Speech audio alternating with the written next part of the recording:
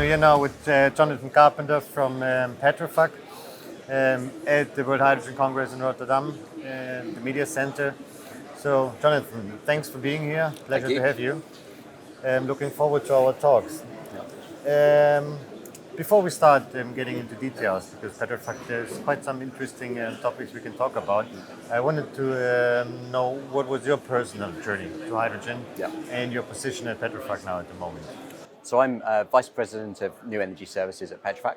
I used to be our head of strategy, and as part of that role, looked at how we can take Petrofac's kind of skills and capabilities and start applying them more to the energy transition and see what opportunities kind of lay ahead with us. And obviously, as an oil and gas EPC contractor, we've been working with CO2 and with hydrogen in refining complexes in upstream projects for decades now. So it's a relatively small step out and a really good reuse of our skills, our capability, experience, and to start moving into hydrogen, particularly carbon capture and offshore wind as well. And actually through offshore wind work, which we've been doing for more than a decade, we had a really good understanding of the electron side, the transmission platforms, the transmission systems. So we actually got into green hydrogen very early and have completed a feed down in Australia for the Arrowsmith project, which is probably one of the first feeds in green hydrogen kind of completed. And that's given us a fantastic platform to then grow more of our work in that space. So yeah, we're a little bit of a pioneer and really excited about the prospect and the opportunities that particularly the hydrogen space is giving us. Yeah, I mean, we know Petrofac is a global company, so active in all different regions around the world. So also the question for you, where are you focusing your activities around hydrogen on? And where do you also see, like based on the experience you gathered with the conferences, where you see the fastest realization potential of these really mega projects? So we're trying to leverage our existing footprint to begin with, particularly as we're kind of getting into the space. So our initial focus is very much kind of the UK and the Middle East and North Africa. And we're seeing a kind of a parallel approach to kind of projects in those spaces. So particularly in the UK, a lot of smaller projects, and we're working on stuff in the 20 to kind of 100 megawatt kind of scale. Particularly looking at projects where there's a single industrial off-taker that helps underpin it, whether that's for decarbonising their heat production or decarbonising some of their logistics, so starting to move their trucking fleets over to hydrogen. And off the back of that, maybe slightly overbuilding, so if there's third-party users of the hydrogen that can come in as well. So that's at the kind of smaller scale. And then internationally, so we're working in Chile, in Australia, in the Middle East, looking at much larger scale export projects. So particularly turning very large scale, multi-gigawatts of renewables into hydrogen and then ammonia, and then shipping the ammonia around. So we're seeing this kind of parallel track of smaller projects that are actually moving pretty quickly. You know, we're hoping with the UK government support programs and competitions that are underway, we'll see the first commercial hydrogen, electrolytic hydrogen plants operational by the end of 2025. And then obviously there's the blue hydrogen projects that will come with the CCS clusters kind of shortly after that. But then the very large export projects that are being developed at the moment, and we're starting to see some of those moving into their feed phase, and hopefully we'll be getting to FID in probably 2024. Yeah, just regarding the blue hydrogen, because you're active in both fields. Based on the current gas prices and the war in Ukraine, how do you see the development? Like, is the customer request? Do you see this as more a push towards green hydrogen and a bit of a decrease in demand for blue hydrogen? So again, particularly with the UK context, because we have these at the moment two kind of carbon storage clusters in the UK that have got government support, and there's likely to be another couple at least by the end of the decade. We're seeing blue hydrogen projects associated with those carbon stores. And again, you need to do blue hydrogen at very large scale, so that kind of makes sense to have that. And also then hopefully once the regulation comes in and we can mix hydrogen into the gas grid in the UK, that'll underpin it. But at the moment, a lot of our the inquiries, the opportunities, it's majority green hydrogen, other than those kind of few projects around the UK. Obviously, those places in the world that have got the ability to store the CO2, there will be, I'm sure, some blue hydrogen projects there. But at the moment, it's probably a slightly smaller number of projects, although they are big projects, so their kind of investment dollars numbers are pretty big associated with them. On a numbers basis, there's certainly fewer of them and the volume of inquiries that's coming through, it's much more green focused than blue at the moment. Yeah. But I mean, speaking from a German point of view, I think we will need to use all every of it. low carbon hydrogen Yeah. that we can get at the Yeah. end of 2030 and even till 2050. Yeah. But regarding these large projects, like mega projects, you mentioned in South America, Africa, Middle East, Australia, and I also had discussions with the electrolyzer manufacturers, and I think the gap between production capacity Yep. and investment plans was mentioned quite often. Yeah. So how do you see this affect also your projects and in general bankability and also reaching final investment decision then? So at the moment, it's not quite hit the critical path, so to speak, of those projects. Certainly the electrolyzer manufacturers have got that demand signal. So you can see they're scaling up their manufacturing capability, both in Europe, in China, around the world. And so obviously those big projects, they're going to take time to get through their feed process. I mean, these are multi-billion-dollar kind of developments.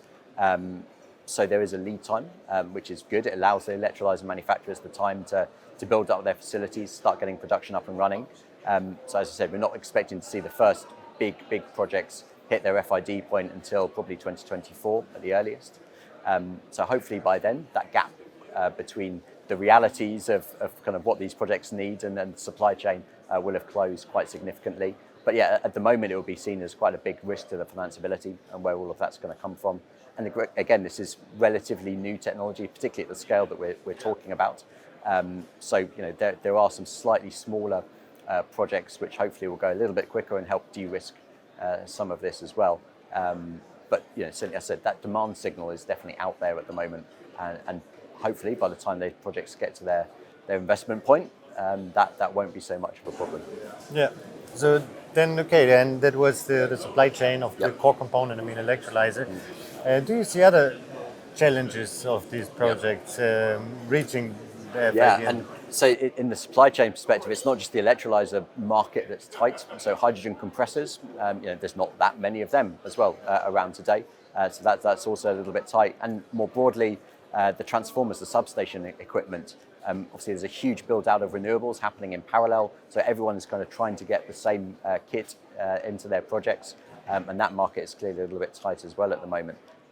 So the whole supply chain around the energy transition is going to have to be built up over the next 5-10 years to ensure that we can get to the levels of renewables, of hydrogen projects that we need to get to. I think the good news is particularly in Europe and North America, the government-backed incentives and regulations that's coming in, I think there's going to be sufficient certainty in that investment environment that will allow those investments to be made in the supply chain, which will help then underpin all of this delivery going forwards. Yeah, I just had the discussion with ABB even before. I mean, just the sheer demand for electrical equipment, transformers, power electronics, and automation devices also for the energy management of these large hydrogen projects is something that's often a bit forgotten when planning just an electrolyzer. Yeah, I mean, very good point. Definitely. It's a very big component of these projects at the end of the day, and not just the electrical side, the water side, particularly when we're talking about projects in the Middle East, in South America, and Australia. We're going to need very large desalination as well, and that's another element that often kind of gets overlooked. How do you deal with the water? And then don't forget the oxygen at the end of the day as well. It's a potentially big value stream that everyone's concentrated on the hydrogen and forgets about the oxygen. Yeah, really. It's a complex topic, and I mean, I think probably the two words that have been mentioned the most for a successful implementation is partnerships and corporations. So this is really key in reaching these targets because at the moment there's not a standalone company that can realize these projects. And talking about cooperation, and probably like one key area you mentioned is Middle East, and one of the countries with the best natural framework conditions is Oman. Yes. Yeah. And you just announced the partnership with the Oman Hydrogen Center. Yeah. Could you perhaps explain a bit more about what's this about and what the focus of this cooperation is? Yeah, so we've been delivering big energy projects in Oman for over 30 years now. And as part of that, and particularly in the last kind of 5 or 10 years, we've really focused on how do we drive up the in-country value And as part of that offering, we've helped invest in and build and now operate a training center, TÜV Petrofac Oman, that's been training technicians, operators, to how do they run, operate, maintain process engineering equipment. And obviously with the opportunity with hydrogen in Oman, so it's got fantastic conditions to produce green hydrogen and ammonia probably at very, very large scale.